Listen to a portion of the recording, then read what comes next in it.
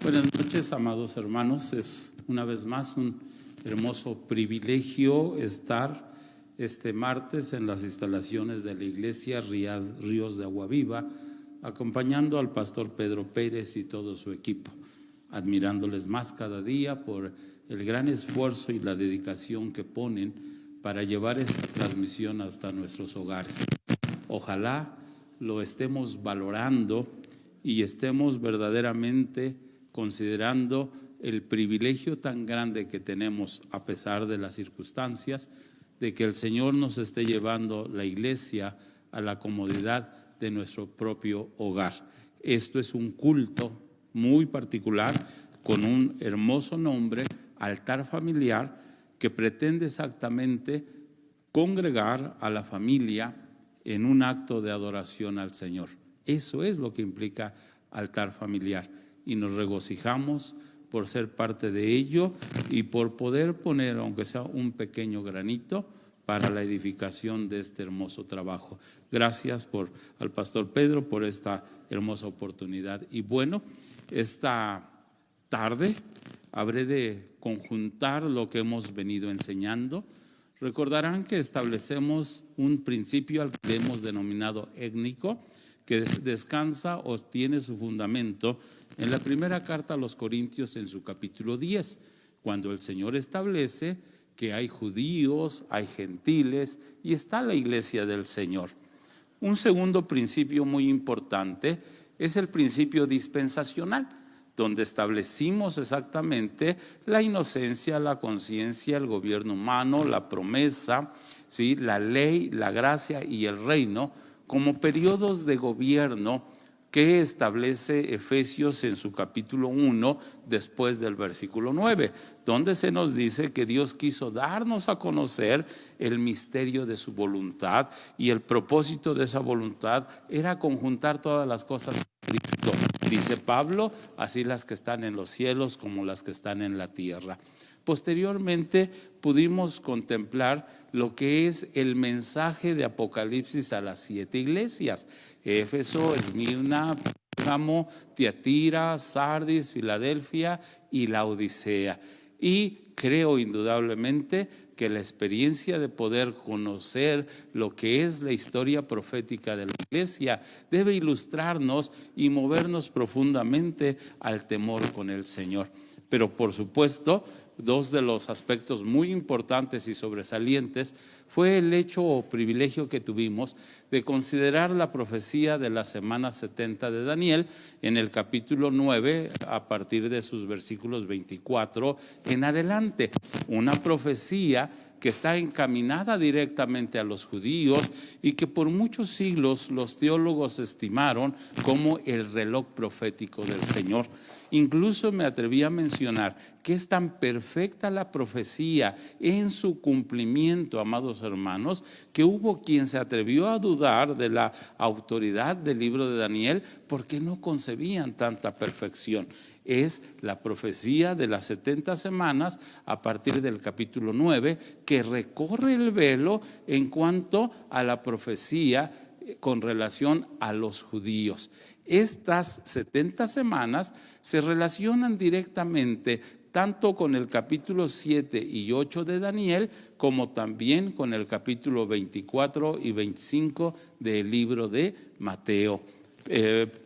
Y por supuesto, también me parece excelente el hecho de recordar, hermanos, que tuvimos el privilegio de contemplar lo que es la profecía de los imperios mundiales a través del sueño de Nabucodonosor, el capítulo 2 del libro de Daniel, donde pudimos observar el sueño que este rey tuvo, donde Dios a través de un hermoso sueño le reveló su voluntad. Y miren un dato curioso, ¿sí? Hay quien dice exactamente que las 8 horas de descanso que Dios nos da todos los días, ¿sí?, tiene el propósito también de poder hablarnos, también de poder mostrar su voluntad. Así que, por ejemplo, quienes como yo tenemos 60 años, habremos de haber pasado la tercera parte de nuestra vida y eso nos da la oportunidad de escuchar a Dios, porque una de las formas en las que Dios habla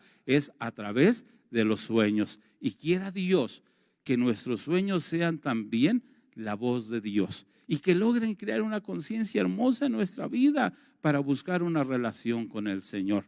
Por supuesto, ¿sí? Entonces comentamos la imagen de Nabucodonosor, que nos lleva a hablar de los imperios mundiales en el contexto de Babilonia, el imperio medo-persa, el imperio griego, el imperio romano y el quinto imperio, que representado en la imagen son los pies en parte de hierro y en parte de barro. Y mencionaba, poniendo un énfasis especial en que los versículos a partir del 41 del capítulo 2 hablan magistralmente de que en los días de estos reyes los hombres se unirán por medio de alianzas humanas, pero el barro y el hierro de los pies tipifica que esas alianzas son fuertes, pero al mismo tiempo débiles. Así como el hierro no se mezcla con el barro, tampoco los hombres, porque tenemos diferentes intereses. Y allí fue donde nos quedamos la semana pasada, y hoy quiero considerar lo que se conoce en la Escritura como la escatología paulina. Y las cartas escatológicas del apóstol Pablo son dos: la primera carta a los tesalonicenses y, por supuesto, la segunda carta a los tesalonicenses, donde el apóstol Pablo, ¿sí?, le muestra a la iglesia en Tesalónica, esta iglesia, amados hermanos, que había tenido el enorme conflicto de ser una iglesia perseguida, una iglesia muy influida por la cultura griega, donde el apóstol Pablo en su primera carta tiene que hablar del rapto y de la resurrección de la iglesia a partir del capítulo 4 en su versículo 13. ¿Lo recuerdan bien, amados hermanos? Es una porción hermosa donde dice: tampoco queremos, hermanos, que ignoréis acerca de los que duermen, para que no os entristezcáis como los otros que no tienen esperanza. Porque si creemos que Jesús murió y resucitó, así también traerá Dios con Jesús a los que durmieron en él. Por lo cual os decimos esto en palabra del Señor, que nosotros que vivimos, que habremos quedado hasta la venida del Señor, no precederemos a los que durmieron. Porque el Señor mismo, con voz de mando, con voz de arcángel y con trompeta de Dios, descenderá del cielo, y los muertos en Cristo resucitarán primero. Luego nosotros, los que vivimos, los que habremos quedado, dice la Biblia, seremos arrebatados juntamente con ellos en las nubes para recibir al Señor en el aire, y así estaremos siempre con el Señor. Vuelvo a leer esta porción, no toda. Habré de leer solamente el versículo 17 y 18, que dice: luego nosotros, los que vivimos, los que hayamos quedado, seremos arrebatados, ¿sí?, juntamente con ellos en las nubes para recibir al Señor en el aire, y así estaremos siempre con el Señor. Este es el primer mensaje escatológico del apóstol Pablo, donde la pretensión fue sembrar esperanza en la iglesia de Tesalónica, que, como he mencionado, estaba muy influenciada por el imperio griego, y los conceptos sobre la muerte habían traído perturbación al corazón de los hermanos, temor, duda y, ¿por qué no?, de acuerdo al apóstol Pablo, hasta mucha tristeza. Él dice: no quiero, hermanos, que ignoren sobre estas verdades, para que no se entristezcan como los otros que no tienen esperanza. Y establece hermosamente el orden del rapto de la iglesia. Pero en su segunda carta, el apóstol Pablo pisa el acelerador de la escatología y se constituye en la carta más importante de los principios escatológicos que el apóstol Pablo enseña. La iglesia nace y se fundamenta con el mensaje del apóstol Pedro en el capítulo 2 del libro de los Hechos. Pero la doctrina teológica de la iglesia, el apóstol Pablo se encarga de establecerla a través de cada una de sus cartas. Y en cuestión de escatología, esta hermosa carta es preciosa. Me voy incluso a atrever a leer a partir del capítulo 1 y hasta el capítulo 2, que indudablemente, hermanos, podrá contestar muchas de las preguntas que pudiéramos hacer. Dice así la Sagrada Escritura: Pablo, Silvano y Timoteo, a la iglesia de los tesalonicenses, en Dios nuestro Padre y en el Señor Jesucristo. Gracia y paz a vosotros de Dios nuestro Padre y del Señor Jesucristo. Debemos siempre dar gracias a Dios por vosotros, hermanos, como es digno, por cuanto vuestra fe va creciendo y el amor de todos y cada uno de vosotros abunda para con los demás. Hermoso versículo que encierra principios cristianos que deberíamos de considerar. Tanto, dice el versículo 4, que nosotros mismos nos gloriamos de vosotros en las iglesias de Dios por vuestra paciencia y fe en todas vuestras persecuciones y tribulaciones que soportáis. Y para los que no han encontrado un propósito a la situación de estos días, dice el versículo 5, esto es demostración del justo juicio de Dios para que seáis tenidos por dignos del reino de Dios, por el cual asimismo padecéis. Porque es justo delante de Dios pagar con tribulación a los que os atribulan. Y a vosotros que sois atribulados, daros reposo con nosotros cuando se manifieste el Señor Jesús desde el cielo con los ángeles de su poder, en llama de fuego, para dar retribución a los que no conocieron a Dios ni obedecen al evangelio de nuestro Señor Jesucristo, los cuales sufrirán pena de eterna perdición, excluidos de la presencia del Señor y de la gloria de su poder, cuando venga en aquel día para ser glorificado en sus santos y ser admirados en todos los que creyeron, por cuanto nuestro testimonio ha sido creído entre vosotros, por lo cual asimismo oramos siempre por vosotros, para que nuestro Dios os tenga por dignos de su llamamiento y cumpla todo propósito de bondad y toda obra de fe con su poder, para que el nombre de nuestro Señor Jesucristo sea glorificado en vosotros y vosotros en Él, por la gracia de nuestro Dios y del Señor Jesucristo. Qué hermoso capítulo, el capítulo 1 de la primera carta, de la segunda carta a los tesalonicenses. Dios juzgará a los pecadores en la venida de Cristo e incluye, amados hermanos, a todos, ¿sí? Esto es, no importa nacionalidad, lengua o religión. Todos los que se han burlado del cristianismo, lo han menospreciado y lo han rechazado, serán juzgados por el Señor, y el juicio es terrible, hermanos, dice el versículo 9, los cuales sufrirán pena de eterna perdición, excluidos de la presencia del Señor y de la gloria de su poder. Y qué terrible. Indudablemente lo que más puede expresar el dolor en la vida del hombre es estar lejos de Dios. Y el juicio para aquellos que, como he dicho, han rechazado al cristianismo es exactamente estar lejos de Dios, excluidos de la presencia de Dios por la eternidad. Ahora estoy definiendo la segunda muerte. Excluidos de la presencia de Dios por la eternidad y de la manifestación de su poder glorioso. Esto es escatología pura, pero el capítulo 2 es impresionante. Es el capítulo, podemos decir, junto con el capítulo 7 de Daniel, que entrelaza toda la escatología bíblica. Y Pablo se encarga de enseñarnos específicamente el momento en el que estamos viviendo. Voy a permitirme a leer otra vez el capítulo 2 de la segunda carta a los tesalonicenses.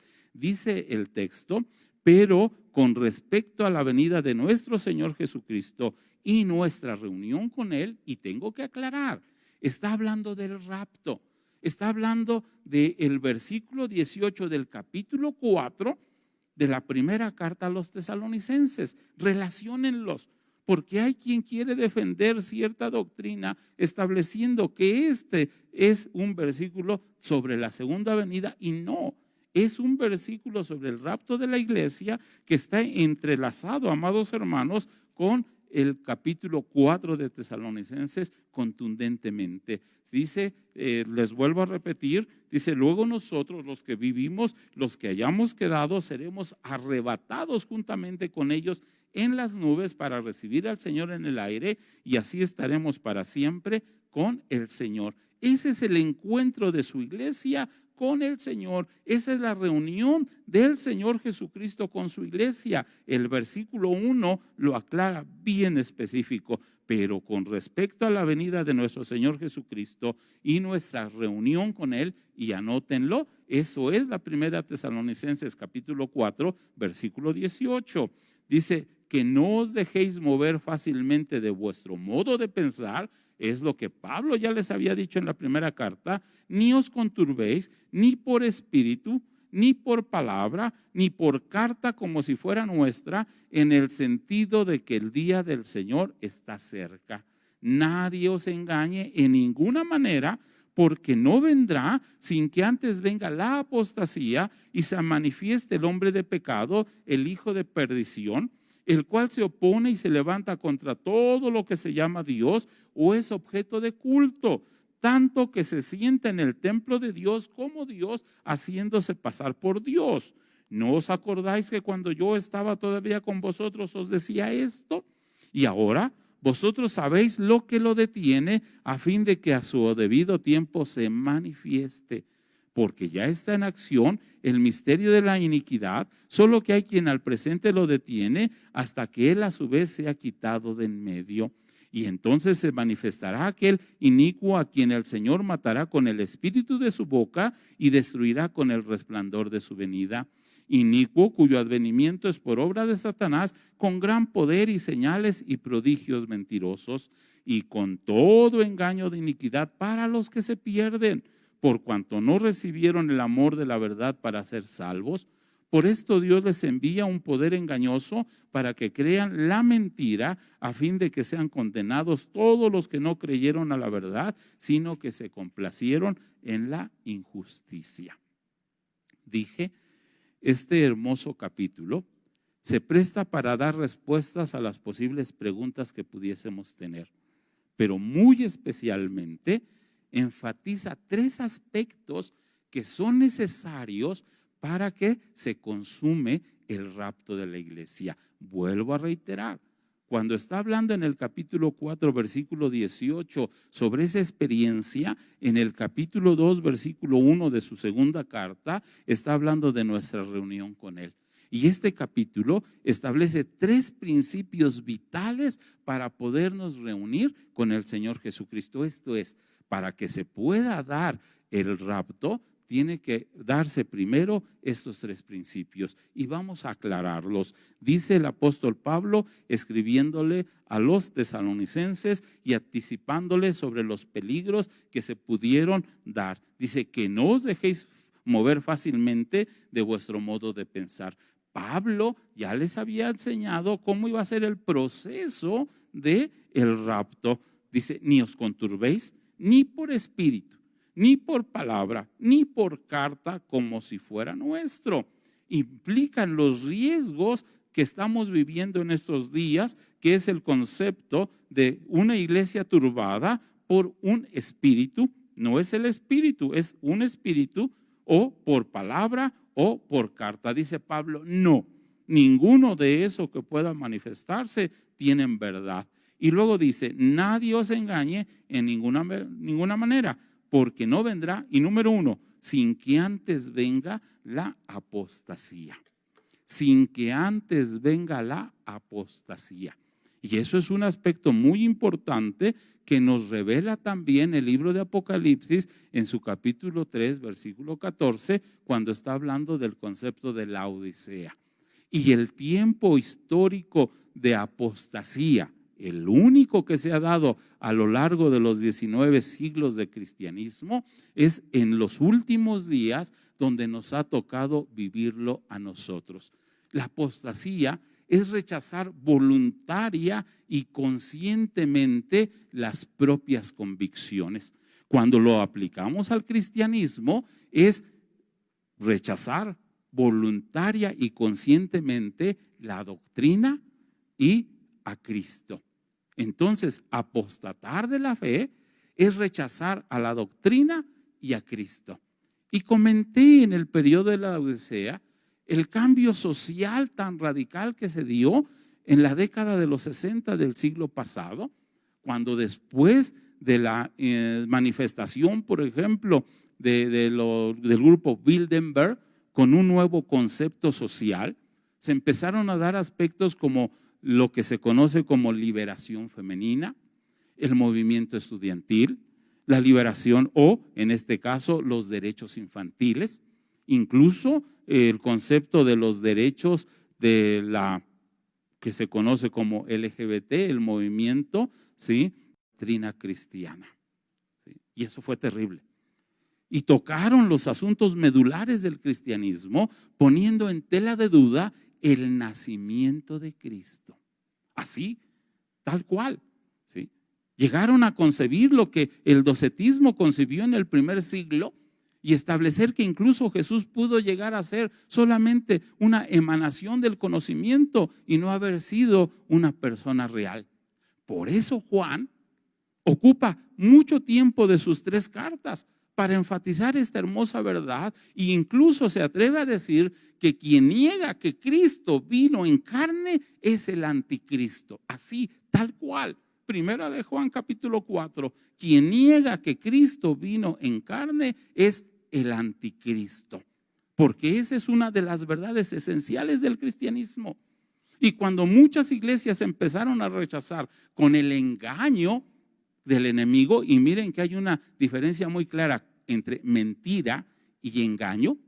El engaño es una mentira con propósito de sacar provecho, y vamos a ver más tarde que la misma apostasía implica el engaño. Pedro y Pablo se encargan de mostrarnos esa terrible verdad, que en los postreros días la iglesia iba a ser engañada. Y entonces rechazaron el nacimiento de Cristo con argumentos como el concepto de que Jesús no había nacido el 25 de diciembre. Y en aras de mucha intelectualidad y mucho raciocinio, cientos de iglesias empezaron a rechazar el nacimiento de Cristo. Y con lo que negaban doctrinas tan esenciales como la preexistencia de Cristo, la encarnación de Cristo, el nacimiento virginal de Cristo, que es fundamental en nuestra doctrina, pero también pusieron en tela de duda lo que fue la muerte de Jesús y lo que venía siendo, amados hermanos, una hermosa bendición de nuestras iglesias de celebrar tanto el nacimiento como la muerte de Cristo, fueron rechazadas. Y miles de pastores no se dieron cuenta del engaño y lo que ha traído a la iglesia, que es ese estado de apostasía en el que se abrieron las puertas para que la iglesia recibiera todo género de doctrinas, desde la doctrina de la prosperidad, la risa santa, etcétera, etcétera, etcétera. Doctrinas que se manifestaron después del año 60 y que han dañado terrible a la iglesia. Una iglesia que hoy está polarizada, una iglesia que literalmente, dice la Escritura, no lo digo yo, dice la Escritura, una iglesia tibia que está negando al Señor. ¿Por qué toqué el tema? Bueno, de hablar de la apostasía sería impresionante y nos llevaría muchas horas. Creo que lo entendemos y lo compartimos, porque nadie está de acuerdo con el estado que está viviendo la iglesia. Y no podemos estar consintiendo en que la iglesia está viviendo sus mejores momentos cuando podemos ver miles de iglesias con menos de la mitad de sus bancas. Es una polarización total del cristianismo. El primer requisito para la reunión con el Señor Jesús es la apostasía, pero noten en el mismo versículo, el apóstol Pablo dice, estoy leyendo la segunda carta a los Tesalonicenses capítulo 2 versículo 3, dice, porque no vendrá sin que antes venga la apostasía, primer condición. Segunda, y se manifieste el hombre de pecado, el hijo de perdición. Esto es muy fundamental. Ya estamos hablando aquí literalmente del anticristo. Y se manifieste, dice el apóstol Pablo, y lo pone como una segunda condición, el hombre de pecado, el hijo de perdición. Y esta carta es la más rica para hablar de la mentira o el engaño, o para describir lo que es el anticristo. Y habla exactamente, bueno, ya dice hombre de pecado, hijo de perdición, y dice el cual se opone y se levanta contra todo lo que se llama Dios. Hasta aquí el aspecto cronológico previo al rapto de la iglesia. Y cuando estamos hablando del cual se opone y se levanta contra todo lo que se llama Dios, estamos haciendo alusión a una de las características de este personaje, que es iniquidad, que también se le da como una descripción, inicuo, ¿sí? Iniquidad. Se opone contra todo, contra Dios y contra todo lo que se llama Dios, y estamos viéndolo. Si buscamos en el diccionario la palabra manifestación, es literalmente manifestar bajo sombra cierta verdad que queremos anunciar. Manifestar, ¿sí? Vamos a decir, entre velos, lo que queremos manifestar. Y lo que estamos viviendo en estos momentos, todo lo que está aconteciendo alrededor de la iglesia y dentro de la iglesia misma, no es sino la manifestación de este personaje. Y está hablando que es una condición que las características de este personaje se manifiesten en la iglesia. Y otra vez se está dando. Vamos a contemplar muchos aspectos de ese particular. Hoy solamente estoy estableciendo las bases. Dije que Pablo en su escatología establece como requisito para el rapto de la iglesia, número 1, la apostasía, y número 2, la manifestación del hijo de pecado. Ahora, cronológicamente, lo que nos está diciendo el versículo 4 en cuanto a que es objeto de culto, tanto que se siente en el templo de Dios como haciéndose pasar por Dios, ya es la experiencia que se habrá de vivir en el tiempo de la gran tribulación, cuando este personaje se siente en el templo de Jerusalén. De allí que los conservadores cristianos establecemos que para que se puedan manifestar e incluso para que se puedan dar las últimas cosas, el templo de Jerusalén tiene que ser construido. Esto es el tercer templo. El primer templo lo construyó Salomón, el segundo templo Zorobabel, y el tercer templo se construirá en estos últimos días, porque es en el templo donde este inicuo se tendrá que sentar, y es cuando los judíos reconocen que él es el anticristo, no el Mesías, sino el anticristo. Pablo le dice a la iglesia, ¿no se acuerdan que yo se los había dicho? Y tercera condición para que se pueda dar el rapto, versículo 6, y ahora vosotros sabéis lo que lo detiene, a fin de que a su debido tiempo se manifieste o se revele. ¿Qué va a pasar? Bueno, aquí está hablando de el rapto de la iglesia desde la perspectiva del Espíritu Santo. Lo único que detiene la iniquidad en el mundo es la luz del mundo, es la sal de la tierra. Es la presencia del Espíritu Santo que junto con nosotros será levantado en el rapto. Aclaro, sé que el Espíritu Santo es omnipresente, pero cuando hablamos de que el Espíritu Santo será levantado, es en la hora personal, que en el periodo de la gracia, en el periodo de la iglesia o en el periodo del Espíritu Santo, como se le denomina a esta sexta dispensación, está de una forma personal trabajando en el corazón de cada uno de nosotros. Experiencia que no tuvieron ninguna de las otras dispensaciones, que no la habrá en la última dispensación, y que es exclusiva de la dispensación o del periodo del Espíritu Santo que estamos viviendo. Los nombres más correctos para la dispensación, que popularmente se ha conocido como la dispensación de la gracia, es la dispensación de la iglesia o la dispensación del Espíritu Santo. Bueno, el Espíritu Santo tiene que ser levantado para que este inicuo pueda revelarse, manifestarse plenamente. Lo que hoy estamos viendo solamente es la plataforma que este personaje inicuo habrá de usar al momento en que usted y yo no estemos. Por eso es importante que lo subraye. ¿Sí? ¿La iglesia pasará? No. Pero la iglesia sí verá, sí. Es una condición. El apóstol Pablo la establece como segunda condición, ¿sí? Que se manifieste este hijo de perdición. Usted y yo estamos viendo los principios de lo que será la revelación terrible de este personaje. Dijimos en la división del libro de Apocalipsis que el capítulo 4 y el capítulo 5 de Apocalipsis es la iglesia en el cielo. Y el capítulo 6, amados hermanos, del libro de Apocalipsis ya es el periodo de la tribulación. Si vemos en el versículo 1 del capítulo 4, vamos a encontrar la frase, sube acá. Y eso es el rapto de la iglesia. Y entonces pasamos el proceso de ver el cielo en el capítulo 4 y de encontrar a la iglesia adorando en el capítulo 5, pero ya en el capítulo 6, el primer sello que se abre es un jinete en un caballo blanco con un arco sin flecha que sale venciendo y para vencer.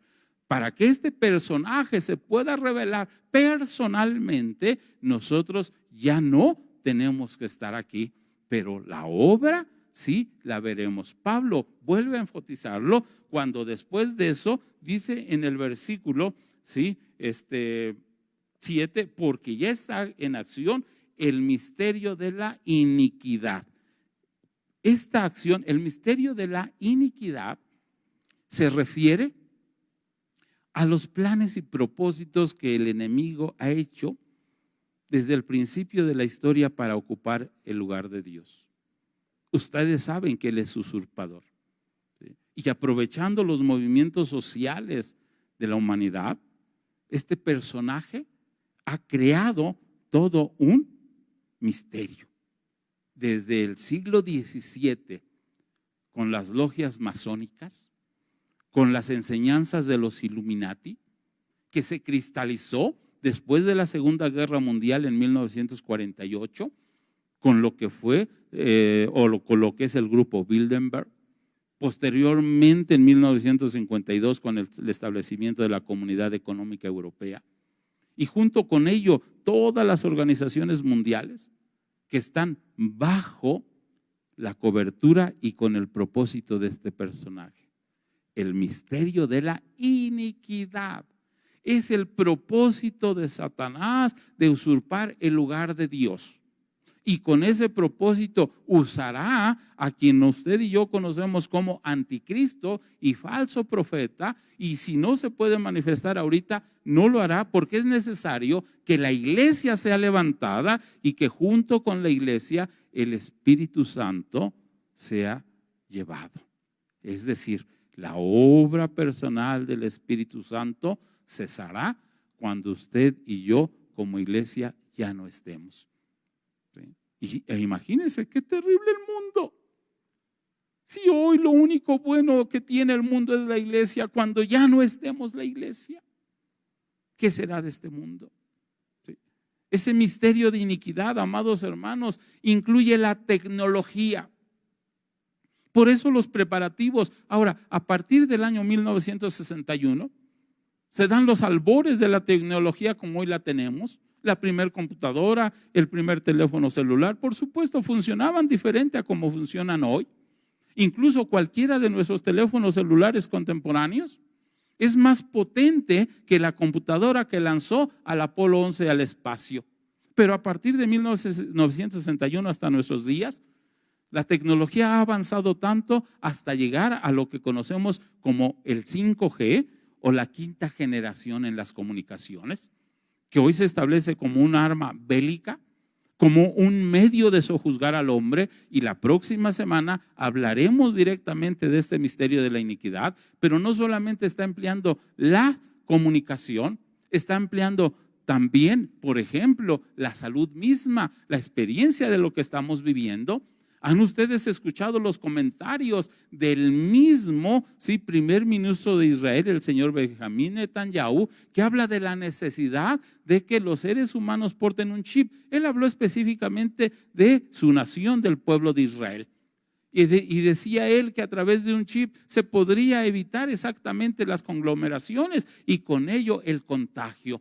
Un personaje tan importante, un hombre al que podemos considerar sabio, hablando directamente de una necesidad de esta naturaleza y en aras de la salud las comunicaciones, la salud, la política, todas las esferas sociales, ¿sí?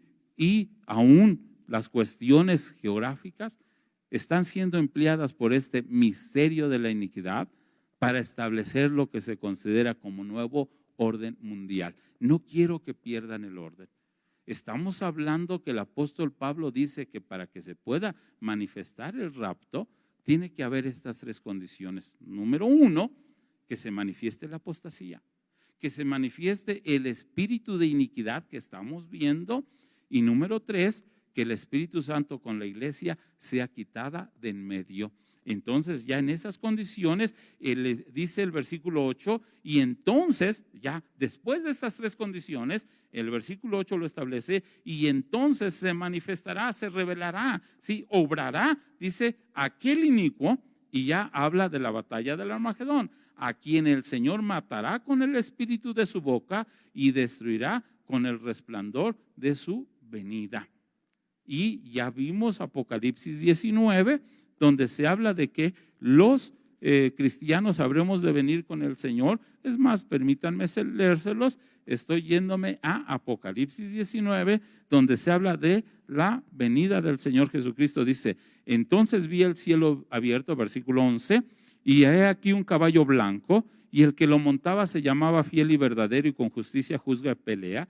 Sus ojos eran como llama de fuego, y había en su cabeza muchas diademas, y tenía un nombre escrito que ninguno conocía, sino él mismo. Estaba vestido de una ropa teñida en sangre, y su nombre es el Verbo de Dios. Noten este hermoso versículo. Y los ejércitos celestiales, vestidos de lino finísimo, blanco y limpio, le seguían en caballos blancos. Esos ejércitos celestiales somos nosotros, la iglesia, que fue raptada 7 años antes, que va al cielo y que regresa, amados hermanos, para culminar las 70 semanas y para dar cumplimiento a la profecía. Pero dice el versículo 15, de su boca sale una espada aguda para herir con ella las naciones, y él las regirá con vara de hierro, y él pisa el lagar del vino y del furor y de la ira del Dios Todopoderoso. En esta manifestación de la batalla del Armagedón, el Señor Jesucristo vendrá y vendremos con Él. Y cuando digo vendremos con Él, es con la certeza, amados hermanos, de que soy salvo porque Jesús murió en la cruz del Calvario por mí, amados hermanos, y porque creo lo que el Señor Jesús enseña. Y eso es importantísimo, creer. Y yo estoy convencido de que Jesús es Dios, de que Jesús es el Salvador del mundo, de que Jesús resucitó y de que Jesús viene. Y ese es el verdadero parámetro de la salvación, nuestra fe. Y en esa convicción tengo la certeza de que me voy con el Señor, pero también, amados hermanos, de que regreso con el Señor. Y eso no quiero que lo olviden. Y el propósito central de la enseñanza escritural es que usted también comparta la misma convicción, la misma fe de que si en esta noche fuese el rapto, nos vamos con el Señor, amados hermanos, porque es la promesa del Señor y es lo que estamos esperando. Pablo lo estaba esperando. Bueno, el versículo 9 nos dice algo interesante, y esto, mire, dice, inicuo cuyo advenimiento es por obra de Satanás, con gran poder y señales y prodigios mentirosos. Si nos vamos a Hechos 2:22, se van a dar cuenta que hay una relación directa entre lo que el Señor hizo en el poder de Dios y lo que este personaje hará en el poder de Satanás. Lo triste, hermanos, y esto léanlo bien. Y con todo engaño de iniquidad para los que se pierden. Es decir, los que no se vayan en el rapto, ¿sí?, y que sean parte de una religión, se van a quedar, dice, por cuanto no recibieron el amor de la verdad para ser salvos. Estaban en una iglesia, compartían y hasta hacían muchas cosas, pero no tenían esa convicción de fe que transforma, que cambia, que nos da la certeza de la salvación. Porque el ir a una iglesia, el ser un religioso y hacer buenas obras, no es ser salvo. La verdadera salvación, que se repite en el término creer de la Sagrada Escritura, es creer que Jesús es el Señor. ¿Sí? Cuando en Juan 4 el hijo del noble fue sanado, ¿sí? Y después de ese milagro hermoso, el noble regresa a casa en Capernaum y la escritura registra, y creyó él y toda su casa. Es esa convicción de salvación que también se da cuando el carcelero de Filipos le pregunta a Pablo, ¿qué debo hacer para ser salvo? Cree en el Señor Jesucristo tú y toda tu casa.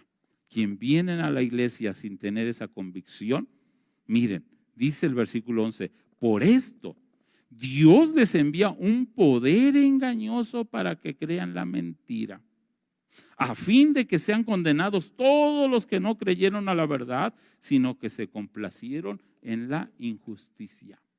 ¿Qué está diciendo este versículo? Que los que vienen a la iglesia y creen que están engañando al Señor, los que se están engañando son ellos. Porque a Dios no le pueden engañar. Y Pablo lo dice de una manera muy particular. No os engañéis, Dios no puede ser burlado. Él sabe quién verdaderamente y de una forma genuina cree en Él. Y los que no, ya leímos lo que el mismo Pablo le dice a los tesalonicenses, fuera de la presencia de Dios por la eternidad. Eso es la muerte segunda. ¿Qué enseñamos hoy? Que de acuerdo a la escatología paulina, se requiere, número uno, la manifestación de la apostasía, que ya la estamos viviendo. Número dos, la manifestación del espíritu del anticristo, que ya lo estamos viviendo. Y número tres, que la iglesia y el Espíritu Santo sean levantados. Y al momento en que la iglesia y el Espíritu Santo son llevados al cielo, en ese momento se revela el anticristo, de acuerdo a Apocalipsis 6, y aquí en la tierra empieza la gran tribulación. Sí, hermano de la iglesia, usted y yo ya no vamos a estar, pero somos testigos del espíritu del anticristo en la maldad que el mundo está viviendo, en la inmoralidad que se está disfrutando, en fin, en la escasez de valores, de propósitos y de voluntad que a nuestra juventud acompañan. Oremos. Dios, que tu gracia sea sobre nuestra vida y que tu presencia, Señor, nos lleve a vivir con esa certeza, Dios amado, de que en la cruz del Calvario pagaste por nuestros pecados, pero no solamente por los nuestros, sino por los de todo el mundo. Y que quienes están escuchando esta transmisión y que a quienes se les pueda compartir, Señor, tengan esa convicción, mi buen Señor, de que tú eres el Hijo de Dios, de que tú eres el Mesías, de que has resucitado y de que vienes otra vez. Porque es la única forma de tener la certeza de que en el rapto nos vamos contigo. Señor, te amamos.